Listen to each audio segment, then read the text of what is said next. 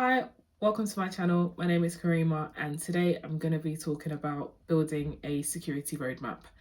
So today's video is going to be ideal for anyone that makes technology decisions in terms of security. So whether a security manager, a CTO, and the board, because technology underpins a lot of businesses these days. So a lot of people actually have a stake in it.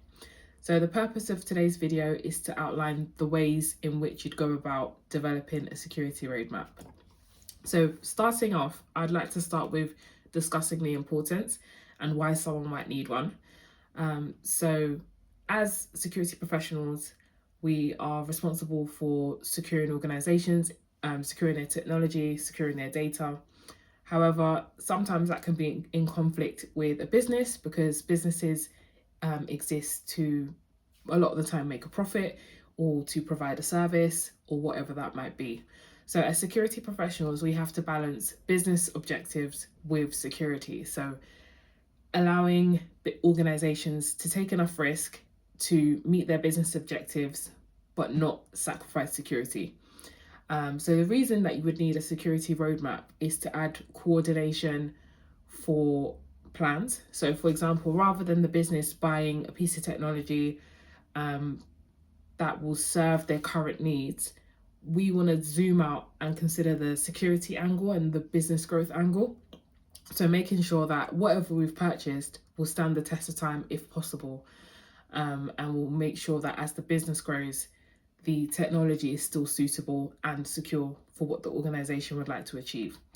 So I'm going to go into the first point, which is, I've got my notes here, which is decide where you want to be in 5 to 10 years. So I say 5 to 10 years because, first of all, time flies. And secondly, it's sometimes easy to bring in a piece of technology for a current problem that you're having or for your current organizational scale. So for example, you've got 100 employees or let's say 1,000 customers. It's easy for you to say, yep, this is perfect for our needs right now. But we always need to consider where we're heading. So let's say in 2 years, we suddenly have a massive spike in growth and your customer base is, 40% larger. Your workforce is 40% bigger. Sometimes not all technology is designed to scale to that level. So when we pick tools in the first place or pick pieces of technology, we want to make sure that they're going to be suitable for our future needs, because much of the time it's easier to implement something at the beginning, but when you're implementing something and you want to add something new, that's sometimes where it gets complicated. So the ideal solution or the ideal situation would be one where you've started an organization and you've looked at what you want in 10 years and you've made sure that you've selected something that would work now. So yeah, that's the first point. Decide where you want to be in 10 years. Where's the business heading and what technology can we place in the organization alongside operations to see to ensure that it can grow with the business. Next, consider the people, processes, and technology. So in the same way, have a look at the people that you have within your organization and think for 10 years. So in 10 years, maybe there might be some changes to the workforce, but in 10 years, the skill set that we have now, what do we need to develop? Do we need to send people on training? Do we need to add more people? Do we need to invest in maybe like a partner organization that can support us? So some people outsource certain elements of their business. So maybe IT support will be external or whatever it is, but just have a look at the people you have in terms of skill set and decide that based on what you need in 10 years, what do we have now and what's the plan for sometimes succession planning. So in some industries, there have been people that have been performing a certain job for about 10, 15 years, even more than that sometimes. So they've got all that knowledge that they haven't passed on to anyone and they might have plans to retire. So how will we make sure that the information and the skill set that we have within our business, how do we retain it? Next, processes.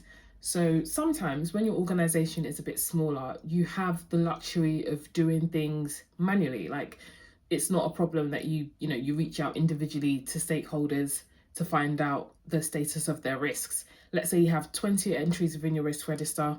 it's not that onerous to reach out individually and find out the status of them. However, in 5 years, in 10 years, when your organization is much bigger, you might have a need to, automate that. How would you like to do that? Or what processes do you currently have that would benefit from some sort of automation, and how would you like to achieve that? And then lastly, technology. Technology is like the envelope around everything. How will we execute, like what technology do we need in 5 to 10 years in order to execute our business objectives?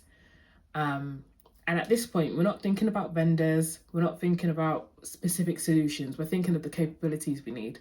So, we need a reporting tool that will report on our cyber risks.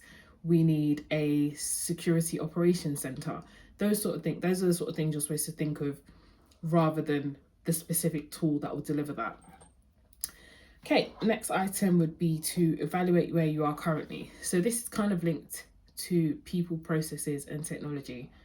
Understanding where you currently are and then highlighting any gaps in capabilities. So let's say you need someone that is, able to evaluate very complicated risks, or the use of quantitative methods for risk assessing, as an example. You can decide that, okay, we want to start doing that as we mature as an organization in the next 2 years. So then you have the question of, do we want to hire someone to do that externally, someone that will come into the business and work in that area? Or alternatively, do you want to nurture that skill set internally? Again, decisions to be made. But this is the part where you start to think of what you need to buy or build to hit the capabilities that you've identified you'll need in 10 years, let's say 5 to 10 years. Next is building a timeline. So what do you want in 3 months? What do you want in 6 months? What do you want in 12 months? And whilst building, it is imperative to discuss this with the business. So make sure that whatever you're building is in alignment with the business's objectives, but then also making sure that whatever you choose as solutions are flexible, are scalable, and that will last over time. Because the last thing you need is to implement a tool that takes, let's say a tool that takes about 12 months to implement, and then you have a sudden surge of growth within the business, and then you need to replace it already. So you want to make sure that when you're seeking out to make decisions, you're making decisions that will last the test of time, because change is very disruptive. Change can be quite annoying for people that work in the business as well. So you want to make sure that everything you're doing is in service of the business and will give long-term benefits to the business. So to conclude, the first thing is to decide where you want to be in 5 to 10 years, so get a long-term view. Next, you want to consider the people, processes, and technology that will enable your 5 to 10 year growth. Third, you need to evaluate where you are and highlight any gaps that you need to work towards. And then 5, you need to build a timeline with specific milestones for 3, 6, 12 months towards your long-term goal. So throughout this process, once again, you need to communicate with the business and be flexible.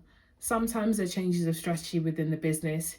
You want to build a technology stack that is adaptable and flexible towards the needs of the business, because things change rapidly, economies change, plans change.